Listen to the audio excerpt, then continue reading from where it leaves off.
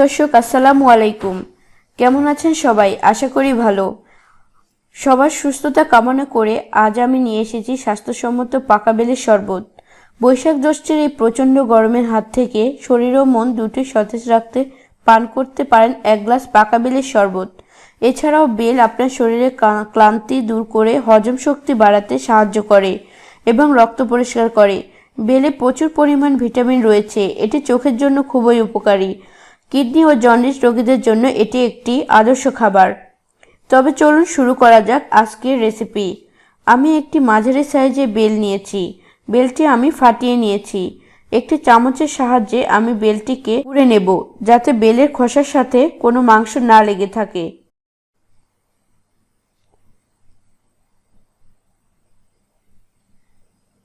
এবারে আমি অনেক সুন্দরভাবে বেলটিকে কুড়ে নিচ্ছি, দেখুন।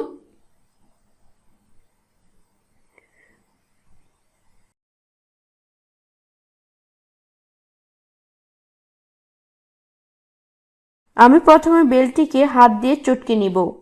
আপনারা বেলটিকে ভিজিয়ে রাখতে পারেন। যদি বেলটি শক্ত হয় তাহলে নরম হয়ে যাবে। আমার বেলটি পাকা ছিল, তাই আমি আর অপেক্ষা না করে এক গ্লাস ঠান্ডা পানি দিয়ে দিলাম। আমি শরবতটি পাতলা করব, আপনারা চাইলে ঘন করতে পারেন। এবারে আমি ভালো করে বেলটিকে চটকে নিব, যাতে করে বেলটি বিচি আলাদা হয়ে যায় এবং আঁশ আলাদা হয়ে যায়। আপনারা বেল ভুলেও ব্লেন্ড করবেন না, তাহলে শরবত ভালো হবে না।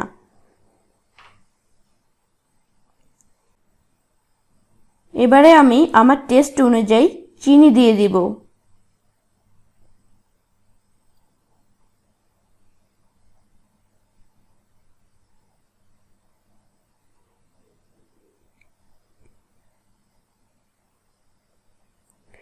চিনিটি ভালো করে মিশে যায়, এজন্য আবারও চটকে নিব।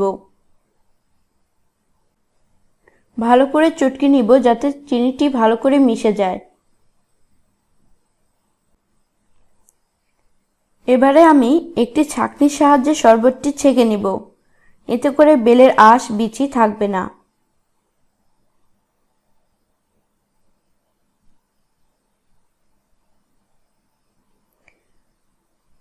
অনেক গরম পড়েছে, তাই আমি বরফ দিয়ে দিলাম।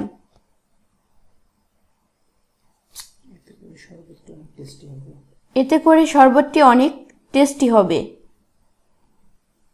এবারে তৈরি হয়ে গেল গুণের অধিকারী পাকা বেলের শরবত, যা নানা রকম রোগবালাই দূর করতে সাহায্য করে। এই সময় এই ধরনের পুষ্টিকর খাবার খেয়ে নিজেদের সুস্থ রাখুন। আর আমার রেসিপিটি ভালো লাগলে অবশ্যই লাইক দিবেন এবং কমেন্ট করে জানাবেন আপনাদের কেমন লাগলো। সেই সাথে আমার চ্যানেলটি অবশ্যই সাবস্ক্রাইব করে রাখবেন, না হলে আপনাদের কাছে আমার নতুন রেসিপি যাবে না। সবাই ভালো থাকবেন, সুস্থ থাকবেন।